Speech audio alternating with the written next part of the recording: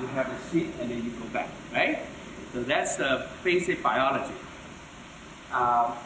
Being a scientist, very similar.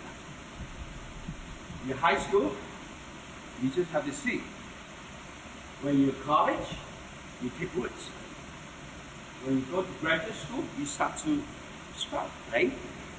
And then when you become a scientist, a young scientist, you're a baby plant. Right? Now when you become a professor, you're an adult plant. You're a mature scientist. And then when you retire, well, that means that you're out of the research, all right? So is there anything that connect back to your high school? Yeah, could be, right? So that there is a hope about it, all right? So now let's talk about high school. You guys are in St. Paul's College. You're lucky. You're really lucky because I was lucky too when I was in St. Paul, right? And I'm gonna just use examples of my classmates, okay, to illustrate how fortunate you guys are. Sorry, girls, you're not in St. Paul. Right? But anyway, this is Mr. Sun Jianwei, our fearless leader for our class, okay? And he had been a teacher in St. Paul also. And all his students get A's, okay? No B's, just A. A level, whatever. So therefore, the guidance from teachers and mentors among you, okay, would be very important. And it set the seed for your career success, okay? So this is, maybe you all should really give all your teachers and mentors here a show of hand.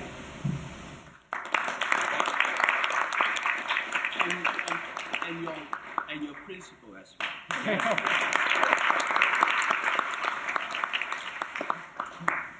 So, as you know, I'm going to count some of the successful researchers in our class, okay? Sorry, only 68, okay? Of course, our first speaker, Professor Norman Wu, right? And now, do you know who this guy is?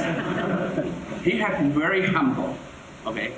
You all know that, have anybody have used an Apple II? A computer, Apple II? Only older people would know, right? And the personal computer was developed in the Silicon Valley, which is next to San Francisco in California, okay? And Tandy actually had been instrumental in developing the so-called integrated circuits, and he was a pioneer in integrated circuits when he studied in MIT, and he had been in the 70s that developed, this is one of his sketches, his design that I was able to find, okay? So, and at that time, it's only Apple II, even before Apple I, not even before Apple II, okay? So he contributed quite a bit in terms of the Silicon Valley. That's why he can retire so early. And then also to hang around with girls. Like, yeah, that's true. Also, you can tell. Now, all his secret is revealed, right? All right. So, I mean, you boys want that, right? But you have to work hard so that you become like what he was. Okay. All right. So, now this one you know, Foucault, right? Freddy Fu, all right, world famous orthopedic surgeon, all right, and he does stem cell research. And you know who this tall guy is, right? Who is it? Yao Ming, that's right. So he's one of his clients, all right. So, and this one, as you know, Paul Low is an administrator in the military, in the medical field. And you know, this is my classmate, Dr. Lai Xiatou, okay? And he was a SARS fighter when there was a SARS epidemic in Hong Kong, okay? And he does a lot of research in infectious disease.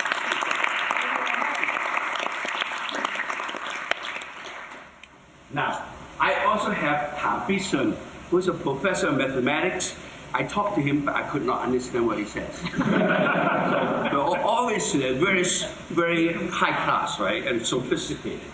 And then also Stephen Kwan, who is a chair of the School of Business at San Jose, which is very next to where we are. And he does research on management. Management is also a science, remember that, okay? So don't think that, oh, only biology or fish biology would be science. No, it's not, okay? You could be a scientist of any kind of disciplines, all right? So, and I'm sure that you are going to become something like that in the future. Now, I'm not going to count every one of them now, just to show you who they are, and they all have their research in different topics and different engineering and a lot of computer sciences, okay? So these are all my classmates, class of 68, all right? Now, so let's move on to college, okay? College is the foundation for research, all right? And then graduate school is a preparation to learn how to do research, all right? Now, you don't have to be in graduate school. You could be in other medical school, dental school, pharmacy school, nursing school, biomedical engineering school. You can do research any time that you want, okay? So it's not limited to graduate school. All right. And then you usually, when you're in graduate school, you start conducting research, show the quality of research and what research looks like. So this, at that stage, you give you some kind of feeling, okay? What is this all about, all right? And then you will get a doctorate degree, MD, PhD, whatever, all right? And then for that, you have to defend your thesis. In other words, a thesis is your research, first piece of research to get a degree, okay? And then you would perhaps have the first scientific publication, all right? So this is, I'm just trying to tell you all the stages being a scientist, okay? All right. So this is the preparation. So, and, okay, so let's get into the America scene, okay? This is so-called top 10 universities in America. If you get into any of this school, you're okay, you'll be doing well. Especially if you get into these top 20 schools, all right? And, but I never get into those schools, okay? So therefore, what I'm saying is that you can get into any of this school, any school even, okay? And this is just a first entry.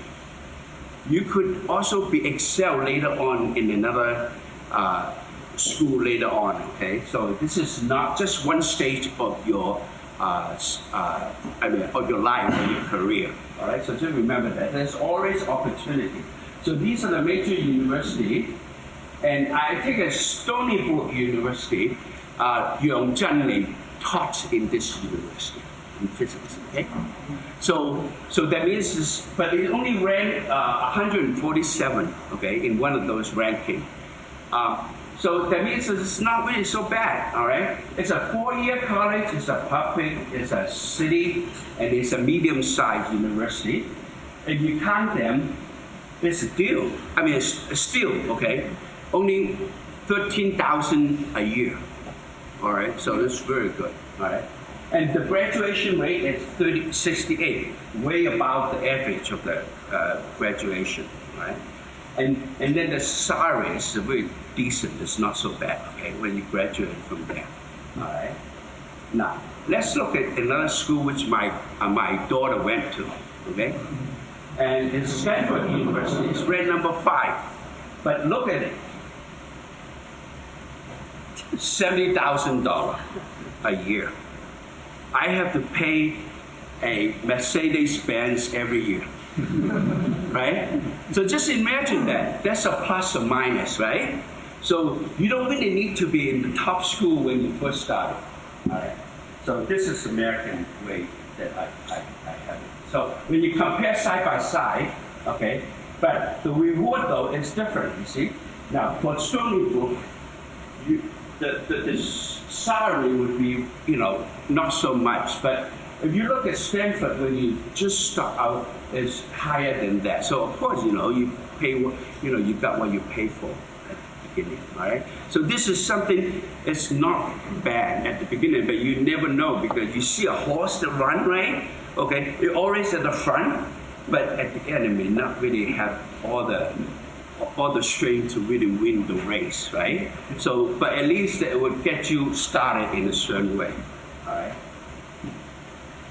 Okay, so this is what I really want to talk to you about. It's the student's characteristic. Am I from full family? Yes, I was, okay? And therefore, I could not afford all this very big school, right? But I try my best to really succeed one by one, step by step, right? So that is how you do it. And then you have to really consider what the college is. What type of college do you want to get? And that these two have to really match each other, okay? And that's what you can really get the added value of what your education is all about in college. Okay? Now, graduate school, right? That's where you start learning research. Am I right? Now, so there is a U.S. News and World Report ranking, and they rank the research on the university in America. All right. So this is the ranking, and my school is number 4. All right. So this is research activity, and these are the tuition, and then these are the students that enroll into the medical school there. All right. Now, so this is general research. All right. From there, if you want to really find out what is, I want to do a biological science, for example. Okay. Then you look into it and find out which one could be ranked, which way you can. All right. So of course, you try to really get into Harvard, because that would allow you to be, in a very top research environment. But this is biology, and within biology, there are different disciplines, for example. So, for example, this one here, molecular biology and genetics, okay? And again, my school ranked number 3, all right? So I'm just trying to tell you that you can really look into different research, and then research general direction, biology, and then research and the special like genetics, all right? So you can really look into that when you finish college to really when you start learning how to be a researcher, all right? So, and then there's another clue that you can do, okay? Now, those schools that get the most funding, research funding, from the National Institute of Health, and this is, of course, biomedical research I'm talking about. At that, okay, very likely you would be successful in that kind of school for research. All right. So this is just another indirect clue for you to look for a graduate school that might be helpful for you. All right. And my school is the top. So, I'm sorry. I'm a poor salesman. I'm too direct selling my school, but in fact, it just happened that way. So, and then okay. So when you get a PhD or an MD degree, okay. So now you got your a degree. You become a young scientist, and then you can have additional training as a postdoctoral fellow, okay? Or have a medical residency and fellowship so that you get more clinical training, all right? And then you will publish your first basic clinical research papers, all right? Oh, hopefully you will have done that when you were a graduate student, all right? Because if you can do that, then you can get into a good school that can give you the postdoctoral training, all right? Or then you become a tenure track that you can on track to become an assistant professor, right? And of course, see, just like Norman said, you have to get your research grant and publish more results.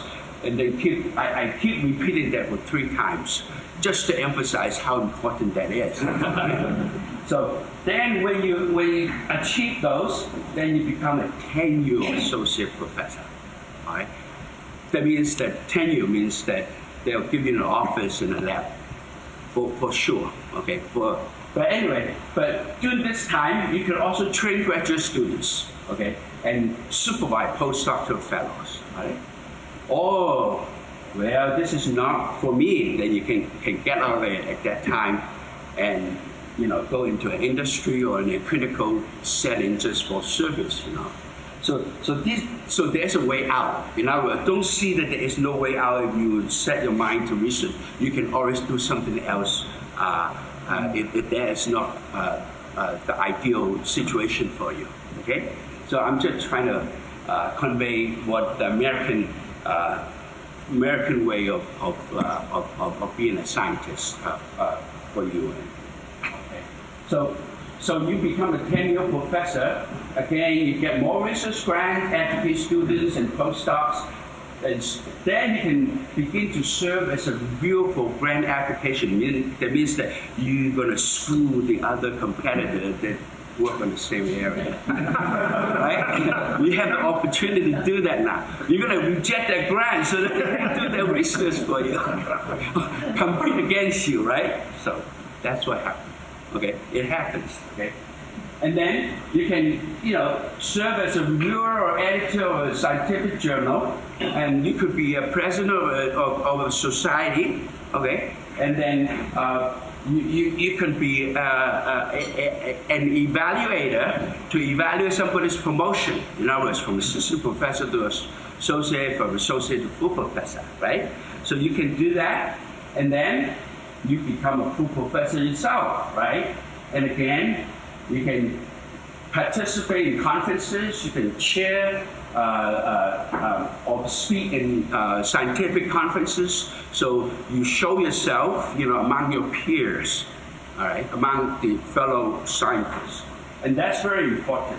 And then maybe the television with Simon.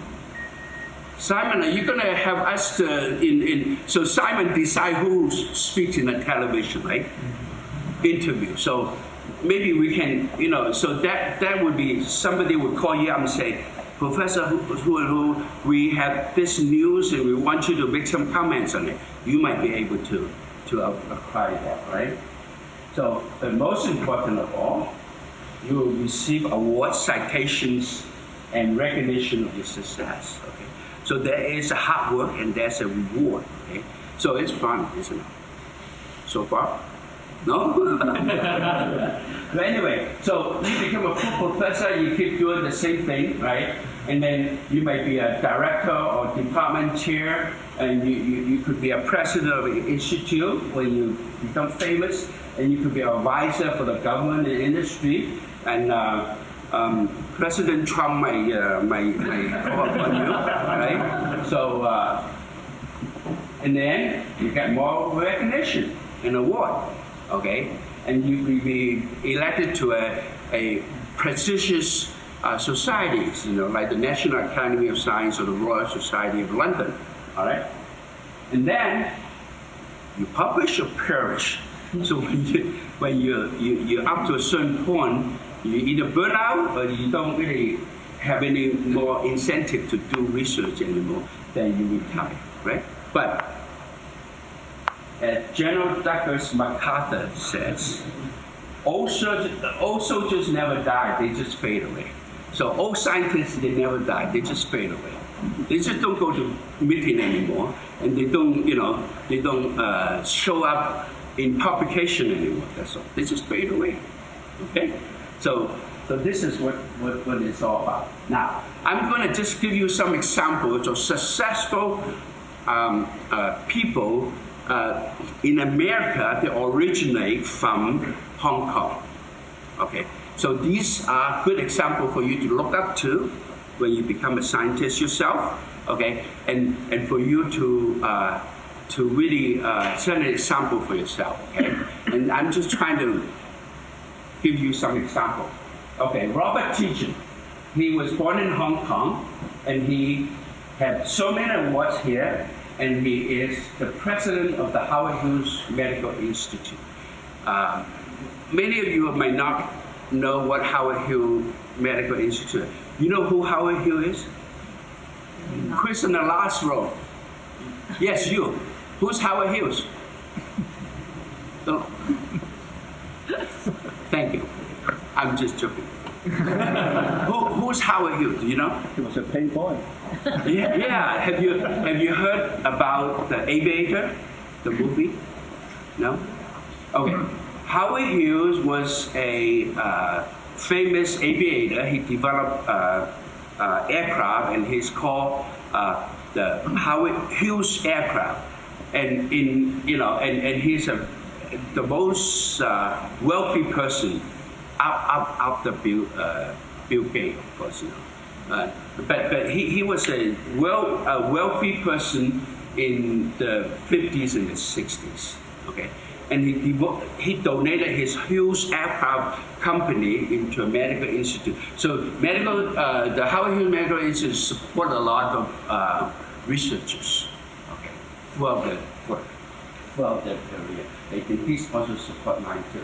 And Robert Teachen, he's a molecular and genetics biologist. And he is very successful, and he was the president of Howard Hughes Medical Institute. Victor Chow, okay, he's the president of the U.S. National Academy of Medicine, right? And he born in Shanghai, but he was raised in Hong Kong, and he is a cardiovascular medicine specialist, right? Now you know who this guy is, right? Lap Chi Tsui, right? He was the president of Hong Kong University, but before that he was the chief geneticist for Hospital for Sick Kids in Toronto, and he discovered the cystic fibrosis gene, right? So very famous individual. Okay, he was president of Hong Kong U, and this is Rocky Tuan, okay, and he born in Hong Kong, and he was attended St. Joseph College and Queen's College, right? And he is the president designate in Chinese University. All right. So these are the people that you all can look up to, okay, and be able to really, if you decided to be a scientist, all right. So last but not the least, this is my professor, my mentor, Gan Yuwei, okay. He is a famous geneticist, and I was fortunate to be able to do the postdoc with him and work with him in many aspects of genetics. The way he was born in Hong Kong, and the way that his scientific career developed is that he was a resident at the McGill University, and he found a case with a baby that born dead, okay, and it's called hydrocephalus. It's an alpha thalassemia, it's 貧血病, okay, and then from there he showed that 呢個病人有個叫做 alpha globin chain 唔喺度，唔見咗 ，okay， 所以變咗有呢個病人 ，right？ And then he worked with Mike Bishop and Harold Varmus when he went to UCSF, okay? And then he discovered something called a DNA polymorphism, okay? And this DNA polymorphism is very important because it allows you to look at genetics. In other words, if somebody DNA has this, and then the disease could potentially have this kind of disease. Okay?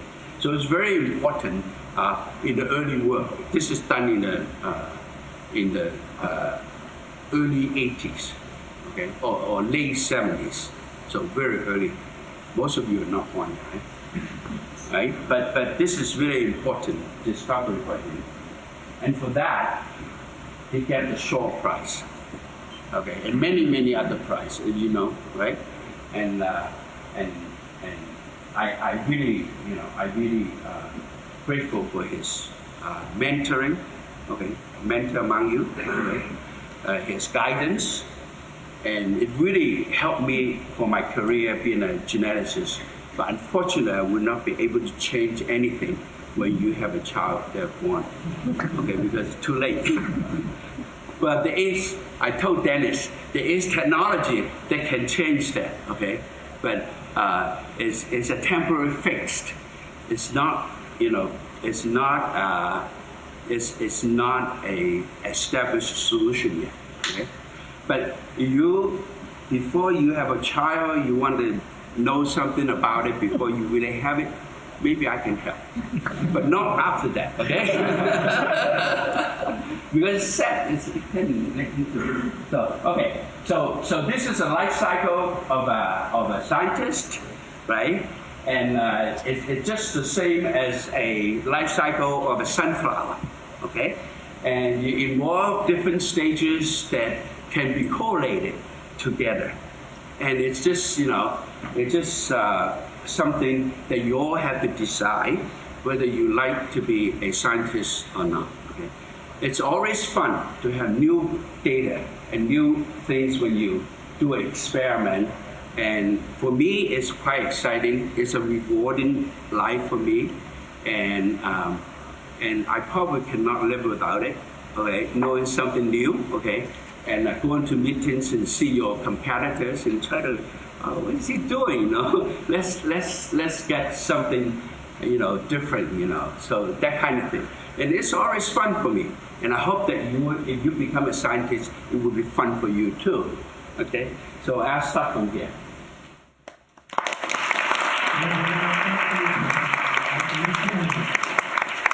And the sharing today hopefully will inspire some of you and probably complete the cycle and from you all from my school.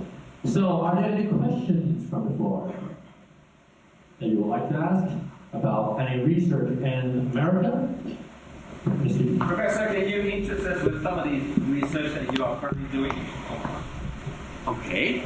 I did prepare a set of slides, but I will only show one, okay? So let me one slide, okay? Thank you.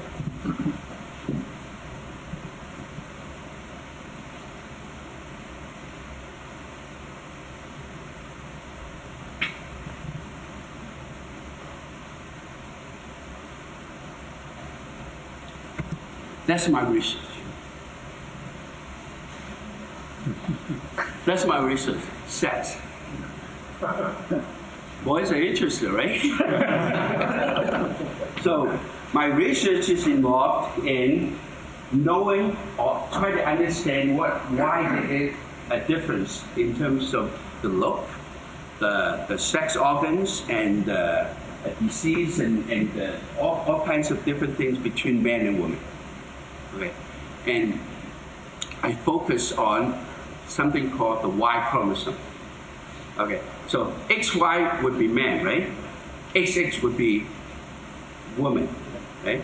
Now, so women didn't have Y, and because there's a Y chromosome there, they make men very different than the woman, right?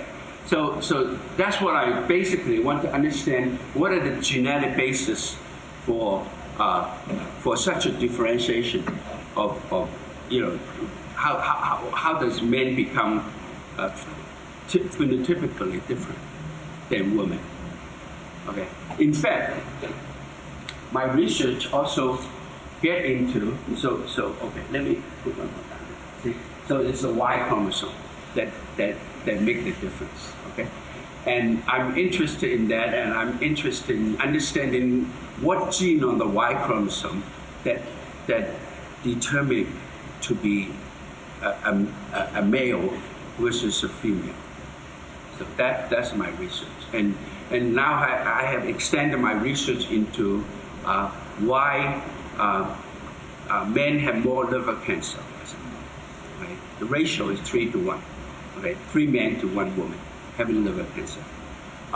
The other aspect would be to look at why boys have are more autistic, and there are 6 boys to have autism versus 1 girl. So these are the major differences. So I try to really understand what the Y chromosome or the gene on this chromosome might do to make such a difference. Does it make sense to you? Okay. Yeah. Thank you very much. So I guess due to time, we couldn't entertain any more questions. But once again, please put your hands together for our. Thank you.